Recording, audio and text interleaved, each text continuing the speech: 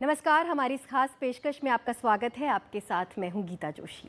भारत में पहली फिल्म 1913 में आई थी, राजा हरिश्चंद्र। वो मूक फिल्म थी।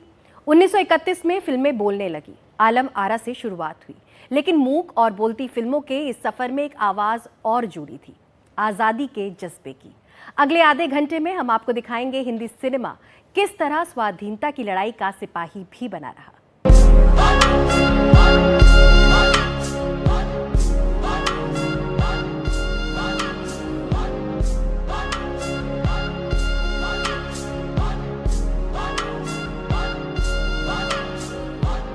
ये जो देश है तेरा, स्वदेश है तेरा, तुझे है पुकारा।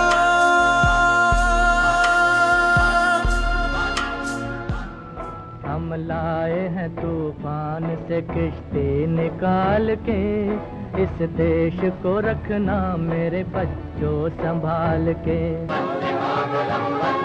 देश के राग में डूबे गीत, आजादी की जिद से निकले गीत, देश बनाने के जज्बे से भरे गीत। ये गीत याद दिलाते हैं कि आजादी की लड़ाई के दिनों से ही सिनेमा अपने लोगों के साथ खड़ा रहा।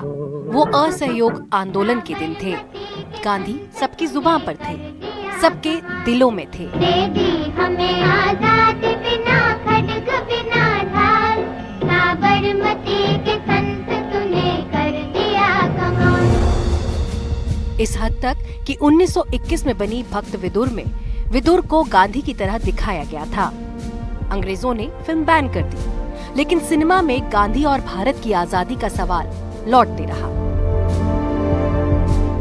1942 में शुरू हुआ भारत छोड़ो आंदोलन और 1943 में फिल्म किस्मत में आया पंडित प्रदीप का लिखा ये गीत। दूर हटो ए दुनिया वालों, हिंदुस्तान हमारा है। ये गाना जन जन की जुबान पर चढ़ गया। ये गीत बैन न हो, इसलिए पंडित प्रदीप ने बड़ी चालाकी से इसमें जर्मनी और जापान का नाम डाल दिया। ये फिल्म इस गाने के चलते उस दौर में 1 करोड़ का कारोबार करने वाली फिल्म बनी। हालांकि बाद में इसे बैन भी कर दिया गया था। आजादी के बाद नया मुल्क बनाने का जज्बा हिंदी सिनेमा में भी दिखा। ऐसा मुल्क बनाने का जो हर तरह की गैर बराबरी और कुरीति से दूर हो। जिस दिन देश को आजादी मिली, ठीक उसी दिन 15 अगस्त 1947 पीएल संतोषी के निर्देशन में बनी फिल्म शहनाई रिलीज हुई। लेकिन असली कमाल 1948 में बनी शहीद ने किया। दिलीप कुमार की इस फिल्म के गीत आज तक गुनगुनाए जाते हैं। वतन की राह में वतन के नौजवान शहीद हो, पुकारते हैं ये जमीन आसमां शहीद हो, पुकारते हैं ये जमीन आसमां शहीद हो। वतन की राह में वतन के नौजवान शहीद हो। साबरमती के संत तूने कर दिया कमाल, रघुपति राघव। 50 के दशक में नया देश बन रहा था, नया सिनेमा बन रहा था। 1954 में आई फिल्म जागृति एक बच्चे की कहानी थी, लेकिन फिल्म के सारे गीत देशभक्ति से भरे थे। और ये सारे गीत जैसे हिंदुस्तान को, उसकी लड़ाई और गांधी नाम की उसकी आत्मा को अनूठे ढंग से आवाज देते थे। तू भी था बापू बड़ा उस्ताद। पंडित प्रदीप का लिखा ये गाना तत्कालीन राष्ट्रपति राजेंद्र प्रसाद उनके मुंह से बार बार सुना करते थे। साबरमती के संत तूने कर दिया कमाल, दे दी हमें आजादी बिना खड्ग बिना ढाल, साबरमती के संत तूने कर दिया कमाल, रघुपति राघव राजा राम। आओ बच्चों तुम्हें दिखाएं झांकी हिंदुस्तान की।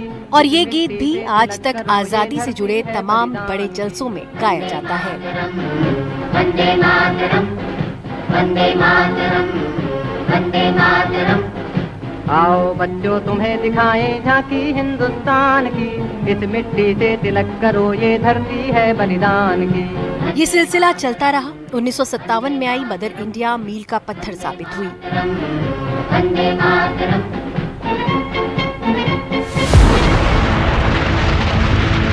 1962 में भारत चीन का युद्ध सबको झकझोरने वाला था। नेहरू ने अपील की कि सिनेमा की दुनिया देश को नया जज्बा दे। हिमालय की गोद में और हकीकत जैसी फिल्में इसी दौर में आईं, लेकिन असली हुक पैदा की पंडित प्रदीप के लिखे गीत ऐ मेरे वतन के लोगों ने। कहते हैं 26 जनवरी को लता मंगेशकर ने जब ये गीत गाया तो पंडित नेहरू की आंख छलक गई।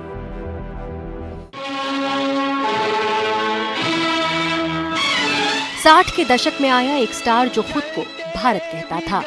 मनोज कुमार ने देशभक्ति पर कई फिल्में बनाई। 1965 में भारत पाकिस्तान युद्ध के साये में आई मनोज कुमार की शहीद भगत सिंह की कहानी को पर्दे पर लेकर आई।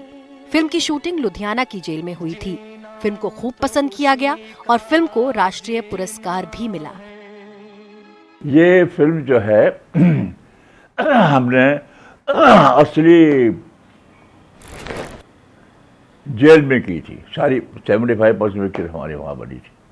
वहीं पर हमने वहीं पर आवाज़ उठाई थी सब चीज़ों की, और हैंगिंग भी वहीं हुई। और आपको ताल्लुक़ होगा, हैरानगी होगी कि वो वहाँ जो 3-4 केजेस थे और जिन लोगों को फांसी होनी थी वो उसमें रखे जाते थे, बिकॉज तो हम लोगों को भी उसी में रख के वो पिक्चराइज किया गया। तो अगले दिन जब हम आते थे शूटिंग के लिए तो पता लगा ये कहाँ गया, कहाँ मैं कहते थे फांसी हो गई। अरे मैंने कहा अच्छा यार, हम बड़ा ताज्जुब अजीब सा लगा, लेकिन दैट इज़ व्हाट हैपन। और उसके बाद हम लोगों में इतना पैशन था उस वक्त पिक्चर बनाने में कि हम ऐसा लगता था हम रियल कैरेक्टर कर रहे हैं। और उस वक्त लोग जो है वो वहाँ देखने वाला भी जो थे वो भी बहुत ही इमोशनल हो जाते थे। सिर्फ the people who just came to see the filming of the film, and they were very, very emotional. But they had made a very great research about that film also. वो भगत सिंह की mother को मिले, सुखदेव की mother को मिले, और भी मिले बहुत से लोगों को जो कि सब जिंदा थे उस वक्त, और वो जो है उस वक्त जिंदा थे, उनसे बातचीत करके वो फिल्मों में उन्होंने जोड़ दिया।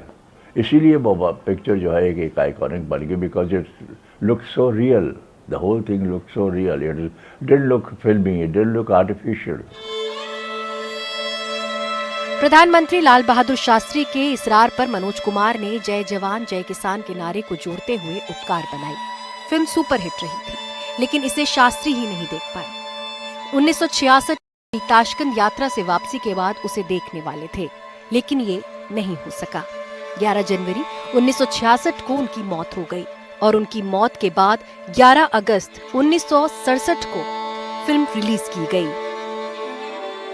Shastri ji was a chief guest Delhi में, जब हमने प्रीमियर किया वहाँ तो वो आए थे, कहते यार मैं सिर्फ 15 मिनट के आऊँगा, मैं जो आखिरी काम है जा रहा है मुझे। तो जब पिक्चर शुरू हुई तो वो आखिर दम तक नहीं वो पिक्चर से बाहर जा सके। He was so emotionally attracted to the film, और वो तो उनके और तो he could not leave the theatre. और जाते वक्त मनोज कुमार को एक ही चीज़ बोली उन्होंने कि यार इतनी खूबसूरत पिक्चर बनाई आपने, इतनी मुश्किल कर दिया, हमारे आंखों में आंसू आ गए। और अभी मैं चाहता हूँ कि आप ऐसी पिक्चर बनाएं जिसका नाम हो जय जवान जय। और फिर जब मनोज कुमार को बोला गया तो वो साहब उसने तो उपकार के सारा कहानी बानी जो थी वो अपने हवाई जहाज में चढ़ने से बहुत डरते हैं। तो anyway he was coming with the train and he took up that, he made the whole picture scenario during the journey from Delhi to Bombay. उपकार पिक्चर में काम किया तो then there was no looking back because that picture was super duper hit। और हम दोनों के roles जो थे वो Manoj Kumar, I was playing his brother, तो पिक्चर को super duper hit होने से मेरा कैरियर टेक ऑफ कर गया। Then I could leave my job, otherwise I was not possible to leave my job at that time। देश बदल रहा था, समाज बदल रहा था और सिनेमा बदल रहा था।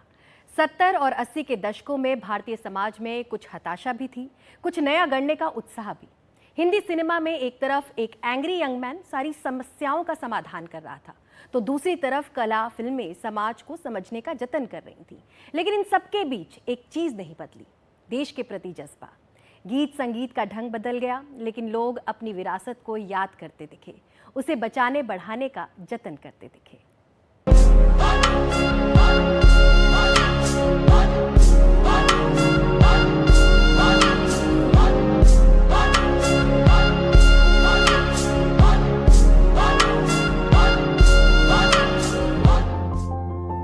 70 और 80 के दशकों में ये सिलसिला जारी रहा। मनोज कुमार की पूरब और पश्चिम और क्रांति और फरिश्ता भी इसी जमाने में आई।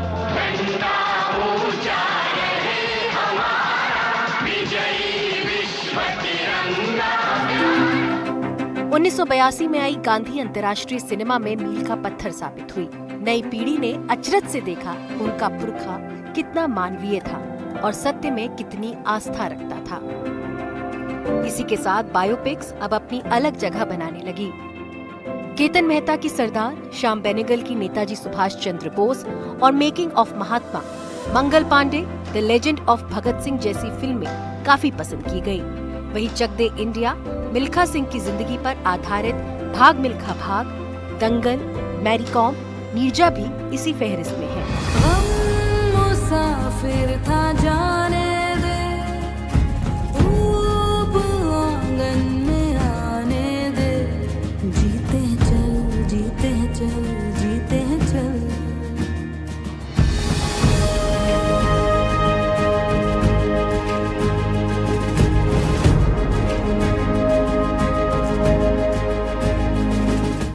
देखिए,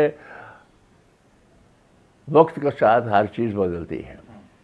उस वक्त कुछ और ट्रेंड था बनाने का, कुछ लोगों की, जो अभी कोई ट्रेंड दूसरा है। पिक्चरें अभी भी अच्छी बनती हैं, लेकिन अभी पहले हमारे वक्त वो टेलीविज़न जो नहीं था, तो इसलिए फिल्म सब लोग फिल्म देखने जाते थे। 50-50 हफ्ते चलती थी हमारी पिक्चरें। आजकल पिक्चरें बस ज़्यादा से ज़्यादा बिगेस्ट हिट भी 2-3 हफ्ते चलती है। पैशन जो था ना उस वक्त पिक्चरें बनाने का, वो मैं सोचता हूँ कि people are become materialistic now, कि वो बनाते हैं पिक्चर। एक अच्छी तरीका भी एक अच्छा है कि स्क्रिप्ट पहले तैयार करते हैं। जिस वक्त हम तो उस वक्त तो स्क्रिप्ट लिखते थे या उस वक्त सब बैठते थे, डिस्कस करते थे सीन्स को। वो अच्छा है। न्यू टेक्निक्स आ गई, स्पेशल इफेक्ट्स हैं, विजुअल इफेक्ट्स हैं। उस वक्त बहुत कम थे ज़रा, तो ये सब फ़र्क है। लेकिन पिक्चरें अभी भी चलती हैं। Cinema will never die in spite of this OTT and television, they will stay forever. Film समीक्षक मानते हैं कि सिनेमा में बदलाव आया है। उनको पता थी कि अंग्रेजों की गुलामी में किस तरह से दुख दर्द तकलीफें हो रही थी, किस तरह से बहादुरी से लोग लड़े। तो एक फर्स्ट हैंड एक्सपीरियंस उनके पास था। तो एक अपना एक्सपीरियंस होना या मेरे पोते का किसी को सुनाना कि मेरे दादा ऐसे करते थे, वो ग्रेविटी और वो इमोशन में फर्क तो आएगा। वही फर्क इस सिनेमा में देखने मिलता है। ये सिलसिला अब भी जारी है, बेशक कभी देशभक्ति वाली भावुकता के साथ, कभी गंभीर सवाल खड़े करते हुए। बॉर्डर और लगान जैसी फिल्में इसी का विस्तार हैं। 1997 में रिलीज हुई भारत पाकिस्तान युद्ध पर बनी फिल्म बॉर्डर को देखने के लिए देश भर में सिनेमा घरों के बाहर लोगों की कतारें लगी। सिनेमा घरों में एक्स्ट्रा सीट्स लगाकर लोगों को बैठाया जा रहा था। वहीं 2001 में 2 बड़ी फिल्में आईं, लगान और गदर। लगान जहां ऑस्कर की रेस तक पहुंची, वहीं गदर सिनेमा घरों में अलग इतिहास रच रही थी। रंग दे बसंती ने आजादी की विरासत को नए सिरे से जीवंत किया। इन सब के बीच स्वदेश जैसी फिल्म ने अपना अलग प्रभाव छोड़ा।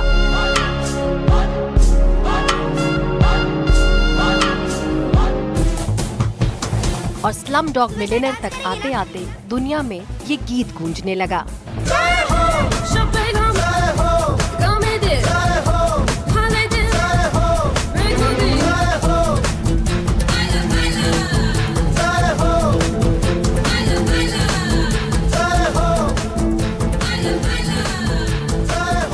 Bureau report, NDTV India.